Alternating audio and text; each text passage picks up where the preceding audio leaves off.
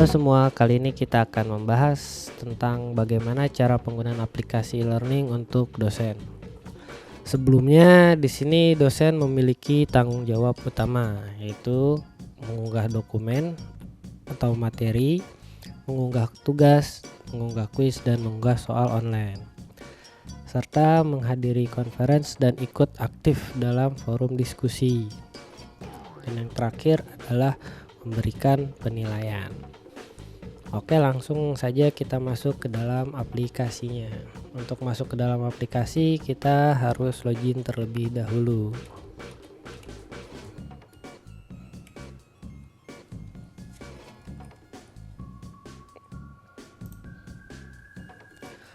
Oke, ini adalah tampilan awal ketika dosen baru pertama kali masuk. Ketika pertama kali masuk, dosen diwajibkan untuk memilih program studi yang diampu. Di sini kita lihat ada satu program studi karena kebetulan dosen ini hanya memegang satu mata kuliah di program studi. Karena tidak jarang ada beberapa dosen yang memegang beberapa program studi. Oke, kita lanjut. Kita pilih, karena di sini hanya ada teknik elektro, kita pilih teknik elektro. Nah, ini adalah tampilan awal atau dashboard dari dosen. Nah, di sini kita dapat melihat ada beberapa bagian, yaitu di bagian atas. Di sini terdapat beberapa menu, yaitu kita mulai dari pojok kanan itu untuk user. Nah, di sini isinya adalah untuk masuk ke dalam profil dan untuk keluar aplikasi. Selanjutnya tombol nomor 2 dari sebelah kanan itu untuk menampilkan dokumentasi, FAQ, dan support, dimana jika teman-teman mengalami kesulitan dapat mengakses dokumentasi. Jika ada pertanyaan, teman-teman bisa melihat FAQ, apakah pertanyaan teman-teman bisa terjawab di sana. Jika tidak, teman-teman bisa langsung menghubungi support kita di menu support. Kemudian selanjutnya di sebelah kiri ada menu notifikasi. Nah, notifikasi di sini berfungsi untuk menampilkan pemberitahuan-pemberitahuan yang terkait dengan dosen tersebut. Di antaranya pembukaan kelas, pengunggahan dokumen, pengumpulan tugas, dan juga publish kelas. Selanjutnya di sebelah kirinya terdapat tombol untuk berpindah program studi yang ingin dikelola jika dosen tersebut memegang lebih dari satu program studi. Kemudian di sebelah kirinya terdapat informasi semester yang sedang berjalan. Kemudian di sebelah kiri, paling pojok kiri ini terdapat tombol untuk melihat detail menu. Kemudian selanjutnya di bagian bawah, pojok kanan bawah itu terdapat tombol untuk menghubungi support. Nah, jika teman-teman ada pertanyaan bisa langsung chat dengan support kami yang sedang online. Nah, di tengah ini adalah list kelas yang sedang berjalan yang sudah dibuatkan oleh administrator dan sudah dipublish. Jadi jika di menu awal ini tidak seperti ini tampilannya, dosen-dosen bersangkutan bisa menghubungi administrator jika merasa seharusnya ada kelas yang sudah dipublish. Nah, di sini kita dapat melihat informasi dosen untuk di bagian atasnya, kemudian judul pertemuannya atau judul topik, kemudian keterangan dari pertemuan tersebut, keterangan pertemuan berapa, serta di pojok kanan ini terdapat 3 tombol, yaitu dari tombol paling kanan ini untuk masuk ke dalam kelas, kemudian tombol untuk penilaian, serta tombol untuk melihat statistik kelas. Statistik kelas ini adalah statistik dari kegiatan mahasiswa yang mengikuti kelas tersebut. Oke, itu sekilas pengenalan dari beranda dosen. Nah, selanjutnya kita masuk ke dalam tugas utama dari dosen.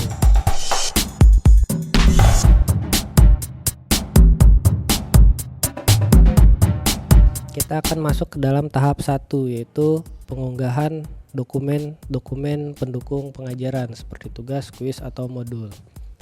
Nah, untuk mengakses menu tersebut, dosen dapat menekan tombol yang paling pojok kiri, kemudian memilih perkuliahan, selanjutnya manajemen kelas.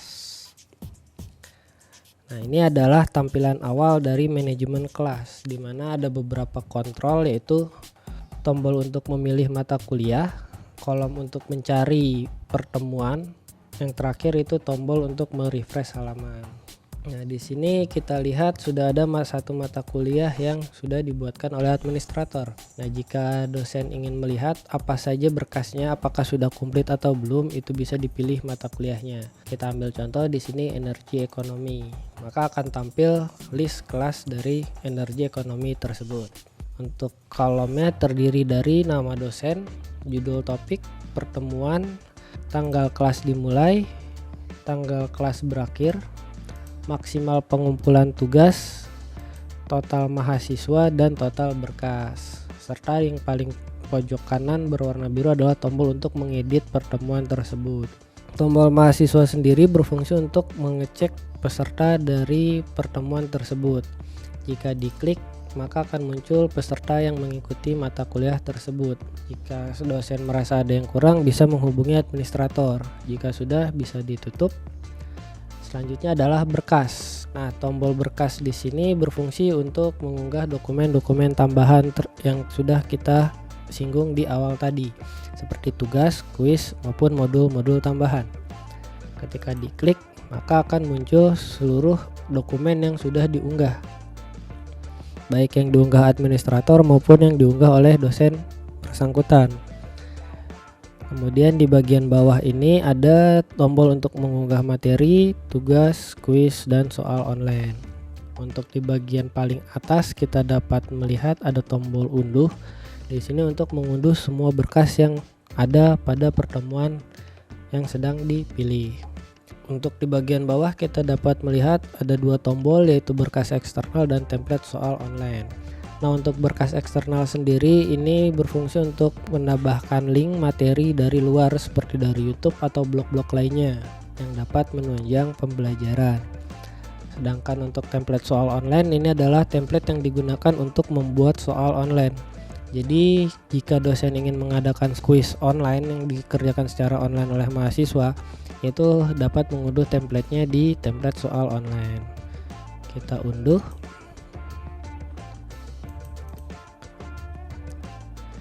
Nah, ini adalah tampilan dari template soal online tersebut. Untuk di nomor 1 ini sudah diberikan contoh pengisiannya, yaitu di kolom sebelah kiri ini adalah kolom untuk menaruh gambar jika soal tersebut ingin diberikan gambar untuk penunjang. Kemudian di kolom B itu waktu dalam satuan menit. Kolom C itu bobot dari pertanyaan. Untuk di kolom D-nya itu adalah pertanyaannya, E itu jawaban, F sampai dengan I adalah untuk pilihannya. Nah, untuk pengisian jawaban ini diisikan nama kolomnya. Seperti kita bisa lihat di sini jawabannya adalah kolom G. Jadi berarti untuk pertanyaan nomor 1 ini jawaban benarnya adalah kolom G. Nah, untuk kolom gambar sendiri ini satu row harus sesuai dengan besaran gambar tersebut, tidak boleh gambar melewati dari garis kolom tersebut. Jadi misalkan seperti ini, maka kolomnya harus kita samakan tingginya atau melebihi gambar tersebut. Jadi intinya satu gambar harus satu kolom di kolom soal yang sama. Jika sudah, bisa disimpan kemudian nanti diunggah di bagian pengunggahan dokumen. Kita close. Nah, setelah selesai mengisi template tadi, kita dapat mengunggahnya di bagian soal online. Nah, di sini kita bisa melihat untuk materi, tugas, kuis, dan soal online sudah ada nilainya 1. Berarti dokumennya sudah diunggahkan oleh administrator. Jika dosen ingin menggantinya, dosen tetap bisa menggantinya dengan memilih tombol upload, kemudian memilih dokumen yang akan diunggah untuk menggantikan dokumen tersebut. Nah, untuk dokumen sendiri, untuk materi tambahan, tugas, dan kuis itu sifatnya hanya satu dokumen. Jadi jika dosen memiliki lebih dari satu dokumen, untuk materinya bisa di zip atau di rar. Untuk tugas dan kuis pun seperti itu. Nah, untuk soal online sendiri yang diunggah adalah soal template yang sudah kita edit tadi atau yang sudah kita unduh dan edit tadi. Oke, jika semuanya sudah dirasa cukup, tidak ada yang kurang, maka dosen dapat menyimpannya atau menutupnya. Jika ada perubahan, Karena tadi kita merubah, jadi kita harus menyimpannya. Nah, ketika ada proses berhasil, maka kita tekan OK. Nah, di sini kita bisa lihat berkas tetap ada 5 karena seperti yang sudah kita jelaskan sebelumnya, untuk materi, tugas, dan kuis sifatnya hanya satu dokumen. Nah, jika dosen ingin mengecek apakah sudah benar dokumen yang diunggah, maka bisa mengeklik kembali tombol berkas, kemudian menekan tombol lihat untuk memastikan apakah yang sudah diunggah itu benar atau tidak. Nah, ketika sudah ditekan maka akan membuka tab baru dengan tampilan dokumen yang sudah diunggah oleh dosen. Oke, jika sudah merasa cukup di bagian dokumen, tidak ada yang kurang, maka dosen bisa menutupnya. Kemudian selanjutnya dosen bisa mengecek apakah keterangan di kelas tersebut sudah benar atau ada yang kurang. Nah, jika merasa ada yang kurang, bisa menekan tombol edit di sebelah kanan. Nah, di sini dosen hanya dapat mengubah atau mengganti keterangan saja. Untuk yang lainnya, jika ingin ada perubahan harus menghubungi administrator. Nah, jika sudah merasa cukup, tidak ada yang dirubah, maka bisa kembali. Jika ada yang dirubah, maka bisa tekan tombol simpan. Kita klik OK. OK, itu adalah proses untuk mengunggah dokumen mata kuliah untuk pertemuan yang bersangkutan. Selanjutnya adalah proses atau tanggung jawab kedua dari dosen, yaitu berkontribusi dalam kelas.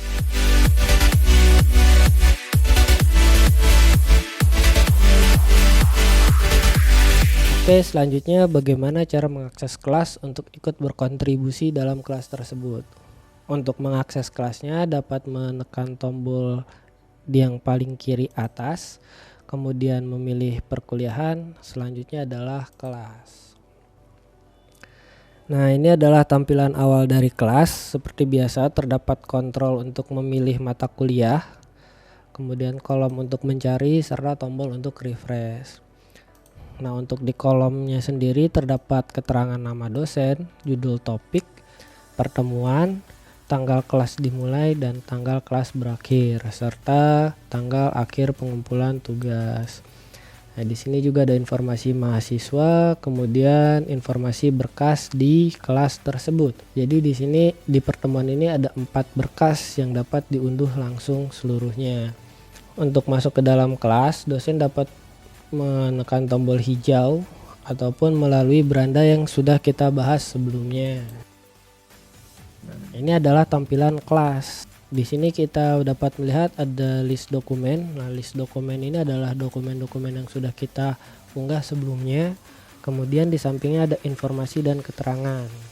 Mana yang ditampilkan di sini adalah keterangan dari kelas tersebut yang sudah diisi sebelumnya, serta pelaksanaan conference dan batas akhir pengumpulan tugas. Dan yang terakhir di paling bawah itu ada tombol kembali.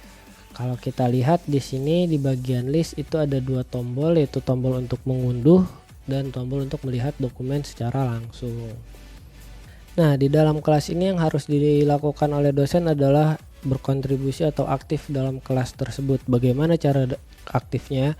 Dosen harus mengikuti conference jika ada dan aktif dalam forum diskusi. Untuk masuk ke dalam forum diskusi, dosen dapat menekan tombol yang sebelah kanan yang bertuliskan forum diskusi. Ketika diklik, maka akan terbuka tab baru yang akan menampilkan forum diskusi. Nah, kita di sini bisa lihat forum diskusinya masih kosong. Kemudian di bagian bawahnya itu ada kolom untuk mengisikan diskusi yang ingin disampaikan. Kita contohkan ya.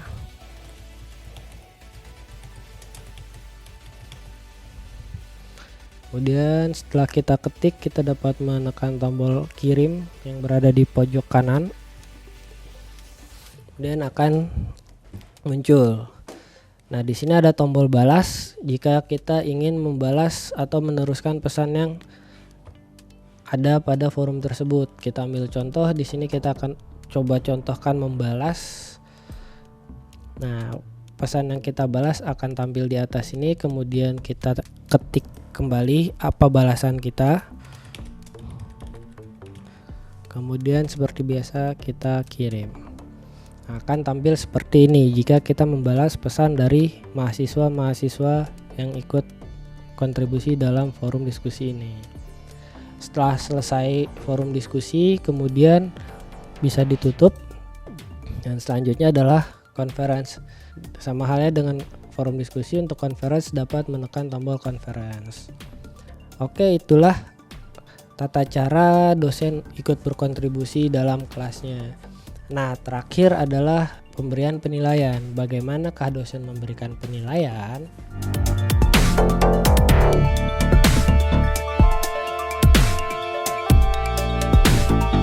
Oke, untuk memberikan penilaian, dosen bisa menekan tombol menu yang berada di pojok kiri atas, kemudian memilih perkuliahan, selanjutnya statistik dan penilaian. Nah, ini adalah tampilan awal dari statistik dan penilaian, di mana seperti biasa terdapat kontrol untuk memilih mata kuliah, kemudian kolom untuk mencari, serta kolom untuk merefresh. Serta di bagian bawah terdapat keterangan dosen, judul topik, pertemuan, tanggal kelas dimulai dan tanggal kelas berakhir, serta tanggal pengumpulan tugas terakhir. Nah, selanjutnya ada informasi mahasiswa yang mengikuti kelas, mahasiswa yang sudah mengumpulkan tugas, dan mahasiswa untuk yang sudah mengumpulkan kuis. Nah, di sini dosen bisa mengunduh langsung seluruh tugas dari mahasiswa, begitu juga dengan kuisnya. Jadi kalau kita lihat di sini ada satu mahasiswa dan satu tugas, satu kuis. Berarti di pertemuan ini hanya terdapat satu mahasiswa dan sudah mengumpulkan tugas dan kuis. Jika di sini kita ambil contoh, kalau misalkan ada 5 mahasiswa dan di sini nominalnya 33, berarti dari 5 mahasiswa hanya 3 orang yang sudah mengumpulkan tugas dan kuis. Begitu juga jika di sini terdapat 5 mahasiswa, kemudian di sini adalah tugas 3 dan kuis 2. Berarti dari 5 mahasiswa hanya 3 mahasiswa yang mengumpulkan tugas dan 2 mahasiswa yang mengumpulkan kuis. Nah, selanjutnya di sebelah kanan ini ada 2 tombol, yaitu tombol yang pertama yang berwarna biru muda untuk memberikan penilaian, dan yang berwarna biru gelap ini untuk melihat statistik dari mahasiswa yang mengikuti kelas tersebut. Nah, untuk memberikan penilaian kita bisa menekan tombol penilaian, kemudian akan muncul halaman penilaian. Nah, di halaman penilaian ini terdapat beberapa kontrol juga seperti yang bisa kita lihat, yaitu tombol untuk mencari. Di sini mencari mahasiswa berdasarkan NIM, kemudian tombol untuk merefresh. Di bagian bawahnya terdapat informasi NIM mahasiswa, nama mahasiswa, tugas dan kuis. Nah, di sini adalah kolom untuk mengisikan nilai dari tugas, dan ini untuk kolom untuk mengisikan tugas kuis. Nah, di masing-masing kolom ini terdapat 2 tombol, yaitu yang dimana masing-masing berfungsi untuk mengunduh dokumen dan melihat dokumen atau melihat tugas dari mahasiswa tersebut secara online. Begitu juga dengan kuis, di mana tombol yang di sebelah kiri ini untuk mengunduh kuis mahasiswa bersangkutan, dan tombol yang paling kanan ini untuk melihat kuis mahasiswa yang bersangkutan. Jika kita klik, maka akan membuka tab baru dan akan menampilkan tugas yang sudah dikumpulkan oleh mahasiswa tersebut. Jika sudah dilihat, sudah direview, maka dapat di close, kemudian diberikan penilaian. Kita ambil contoh, di sini kita berikan nilai 80 untuk tugas dan 90 untuk kuis. Setelah selesai dapat kita simpan. Sudah ada notifikasi berhasil, dapat kita tekan OK. Nah, setelah memberikan penilaian, dosen jika ingin melihat statistik aktivitas mahasiswa dalam kelas tersebut dapat menekan tombol statistik. Akan membuka tab baru dan akan menampilkan statistik dari mahasiswa tersebut. Nah, di sini kita dapat lihat ini adalah laporan statistik kelas semester ganjil tahun 2018-2019 mata kuliah Energi Ekonomi Pertemuan 1. Nah, untuk datanya sendiri di sini ada data mahasiswa, NIM-nya mahasiswa, nama mahasiswa, akses masuk pertama kali, akses keluar terakhir kali, akses total, dan akses menit. Di mana di sini adalah jam pertama kali mahasiswa mengakses dan di sini jam terakhir mahasiswa keluar. Nah, di sini adalah total mahasiswa mengaksesnya dan di sini untuk kolom menitnya sendiri adalah total menit dari awal hingga akhir mahasiswa mengakses. Kemudian di kolom sebelahnya ada kolom untuk mengunduh. Nah, di sini adalah informasi apakah mahasiswa itu mengunduh modul, tugas ataupun kuis. Jika kita lihat seperti ini karena mahasiswa tersebut tidak mengunduhnya. Nah, kemudian kolom sebelahnya itu adalah kolom penilaian. Itu ada kolom tugas, kuis, dan soal. Nah, tugas ini adalah yang kita berikan tadi 80 dan kuis juga yang kita berikan tadi 90. Untuk soal sendiri ini adalah pengerjaan soal online. Berarti di sini mahasiswa tersebut belum mengerjakan soal online-nya. Nah, kolom terakhir itu adalah forum. Di sini ada keterangan aktif dan persentase. Nah, aktif ini adalah kontribusi mahasiswa tersebut dalam forum tersebut. Bisa kita lihat di sini 0/2. Di sini kita bisa lihat mahasiswa tersebut tidak sama sekali ikut berkontribusi dalam forum dan persentasenya pun 0 otomatis. Nah, mungkin ada pertanyaan di sini, mahasiswa bisa mengunggah tugas dan kuis namun tidak ada masuk pertama kali dan keluar terakhir kali. Akses di sini bukan pertama kali masuk aplikasi, namun pertama kali mahasiswa mengakses entah itu forum, soal online, atau membaca dokumen. Begitu juga dengan akses keluar terakhir, yaitu kapan terakhir mahasiswa selesai membaca modul atau mengikuti forum maupun conference. Seperti itu. Nah, jika dosen ingin mengarsipkan atau mengunduh ataupun membutuhkan hasil print out-nya, dapat mengunduhnya dengan menekan tombol sebelah kanan atas ataupun tombol print. Jika sudah, bisa ditutup. Oke, itulah tata cara penggunaan aplikasi learning untuk dosen. Sampai di sini kita cukupkan. Terima kasih.